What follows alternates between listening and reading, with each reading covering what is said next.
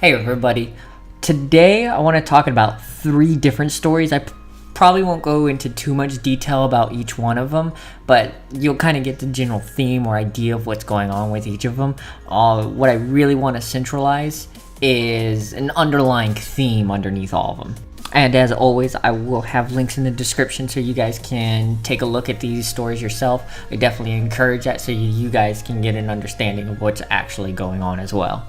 Alright, getting right into it. The first story is titled Women Delivers 3 Black Children, The Truth Behind Them Moves the World to Tears. As you're going through the story, pretty much the story highlights how 2 parents, they adopted 2 black children, and then they wanted more children, so they adopt embryos, put them into the woman, and then she has 3 black children.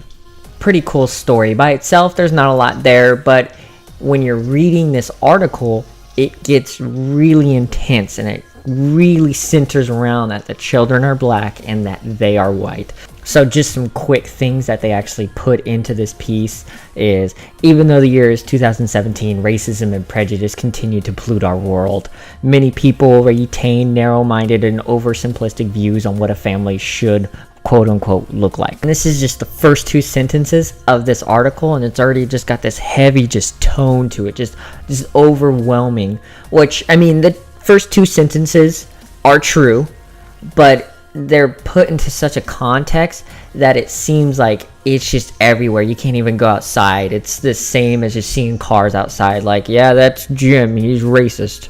Like, honestly, me personally, I don't think, at least I don't know anyone I have ever met that has been like thoroughly 100%, yeah, that guy's a racist. He seriously hates people because of the color of their skin. And it's not that I don't think these people don't exist. I just don't think it's as big as an issue as they're trying to make it out to be. And they have some more old white ladies are gonna look at you in disgust because you have black children. Old black ladies are gonna just look at you and shake your head and just kind of perpetuate that those 2 instances are really, really terrible, as if you should care about what people that are looking at you in disgust think about you in the first place. So yeah, most of this article has that tone, but there is one thing in here that did make me go, whoa, you gotta back up a little bit. They have something in here. When they went to go pick the embryos, it says that the embryos that they chose specifically because they were African American embryos. And this is straight out of what is in this article. It said the new babies would therefore quote unquote match their already existing siblings. Now, to me, that kind of that teeters that line, just because match, like, oh, I wonder what outfit I'm like, just like colors, and it kind of emphasizes on, hey, these are black kids, they belong with black kids. I don't know, I don't think that's a point they're trying to make, but that's kind of what I'm getting from that. And it just, that the word match, like, it's kind of like that episode of South Park where Cartman is trying to get the black kid of the school to date the new black girl of the school. Token tries to get Token to go out with a new black girl. So just that heavy emphasis on the kids are black. Now, this next story is about a veteran who opened up a shooting range that's specifically for teaching women of color the basics of gun safety. Now, again, nothing overtly terrible about that. I know in my last video I said if you don't feel like there's demand being filled for what you want, create it, which is what she's done, which is great. But now we have another issue that gets created. Definitely not as much of a heavy tone as the last story that I talked about, but it does start to play into some of those racial tones. She does bring up the fact that there's a lot of gun ranges all over the United States, and when you look, if you go into a gun range, it's mostly guys, white guys there.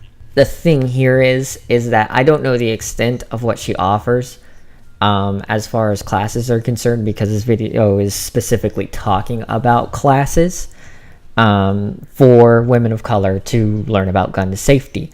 I don't know if she has more classes. I don't know if she has classes just for white men or classes for Latino women.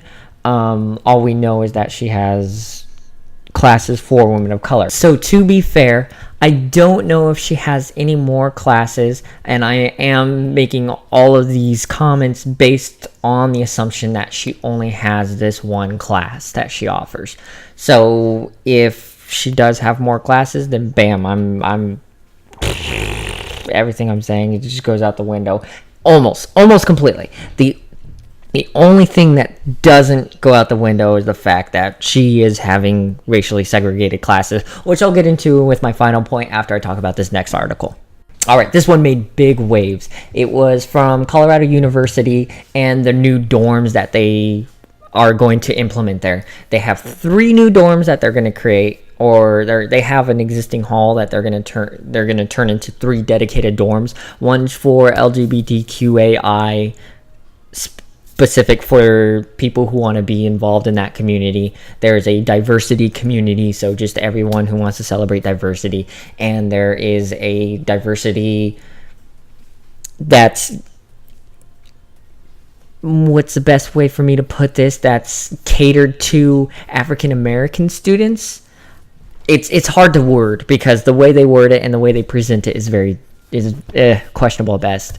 So this is what they say about this new dorm. It's called the Lucille B. Buchanan Living and Learning Community. The program's focus is on providing community and programming for Black identified students and their allies, and anyone with a passion for equal rights for all students. Now, a lot of other people have picked this up and said they are segregating Black people, or they're trying to get Black people separated from white students, or whatever they want to say it.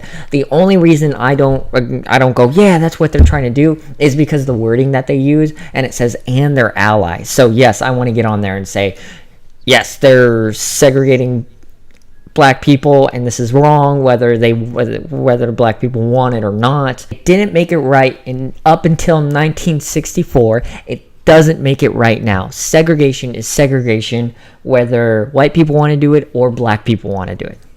I'll put up a picture right here. What this picture is showing is, for the most part, I only see Black students. Maybe the guy on the far right isn't Black. That's the only questionable person there, but everyone else is pretty obviously Black. And again, this article just illustrates the emphasis on race that shouldn't be there. Small disclaimer, probably going to get called a racist. I'm not a racist. I hope I'm not, at least. I live in a town that's 67.8% African American and then 30% Caucasian. So I really hope I'm not a racist, because I live in the wrong town to be a racist. So really what these articles really illustrate are the emphasis that people do have on race, which me personally, I don't believe is a good thing, because I don't think it's an important thing. I don't think when I'm looking at somebody and I'm trying to say, hey, is this a good or a bad person, or are they going to be reliable, or are they going to be mean, are they going to attack me, whatever judgment I'm making on a person for whatever reason I may need to make a judgment on a person, I go, oh, they're Black, oh, they're white, they're Mexican, I'm going to draw my conclusions from there.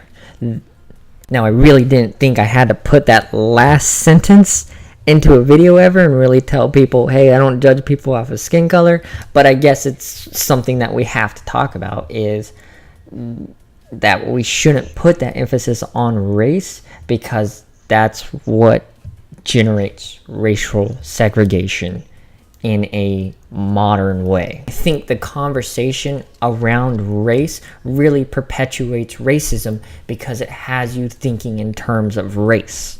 Because, good quote, if it's bad for the goose, it's bad for the gander. So you take a Black only movement, whatever it is, pick whatever one you want to. Let's make it a white only movement. Is it okay? Is it good? Let's talk about Black Lives Matter. It's White Lives Matter now. Is that still good? Is that still okay to have? Would people tolerate it? Would you tolerate it if you are somebody who advocates for Black Lives Matter? If there was a national association for the advancement of white people, would you be okay with that? National White Month, maybe a white pride parade. Are any of these things good things to have? And if you're like me and you say, no, those are actually pretty bad things to have, we shouldn't have that things, what makes you think it's any different when somebody does the same thing but just with a different color?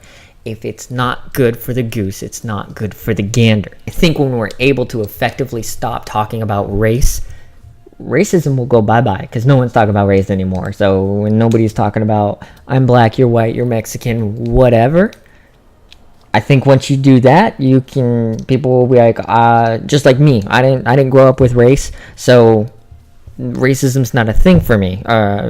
Regardless, I mean, I understood that people were different color, but that's about it. It wasn't a second thing. It's just another person. This is a different person in front of me.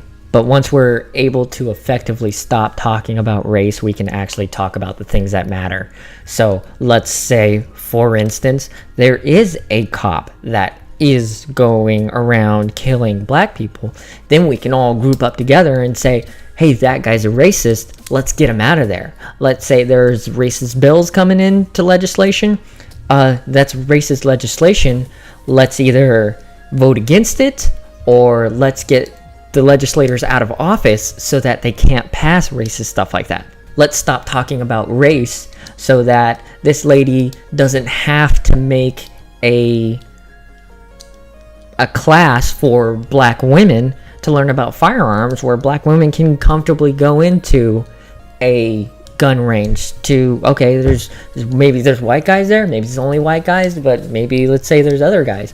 There's black guys, there's Mexicans, there's Guatemalans, whatever is in there, and it's more diverse. Maybe people won't feel as uncomfortable, but I think that the only way we can get to that reality is to effectively stop talking about race. And in no means do I think that you need to stop talking about culture, though. And this is where this argument gets really muddied up, because this is the almost I'm colorblind argument. I don't see race, and obviously we all see race.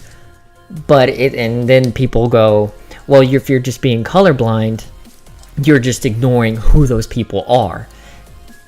No and yes. I'm ignoring that they're a different color because it doesn't matter. It does not matter what color you are. At the end of the day, if you say thank you, please, and all the good pleasantry stuff, then we good. I mean, some people don't even say that. We're still good. It's fine. I still think it's important to recognize people's culture, because, I mean, the world would be way different, and not in a good way, if we were void of culture.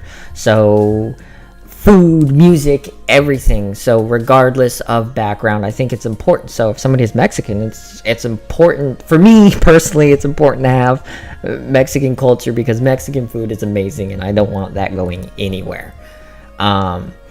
But I mean, as far as African American culture, I mean, some of African American culture is really awesome. Like, let's talk specifically about African American culture. Jazz. Oh my gosh, jazz is amazing. If you don't like jazz, I don't know what you're doing with your life. So it's not about ignoring their culture or who they actually are, but just ignoring the fact that they're a different skin tone than you, because that's not the important thing. Who they are is important, not what color they are. So again, as always, if you don't agree, have any issues with it, feel free, reach out to me. I'm fairly easy to get a hold of right now. And let's talk about it. You can come on here, we can talk about it right here, talk about it through email, whatever you guys want to do. If you guys got questions, anything like that, feel free to reach out to me. I'll talk to you guys later.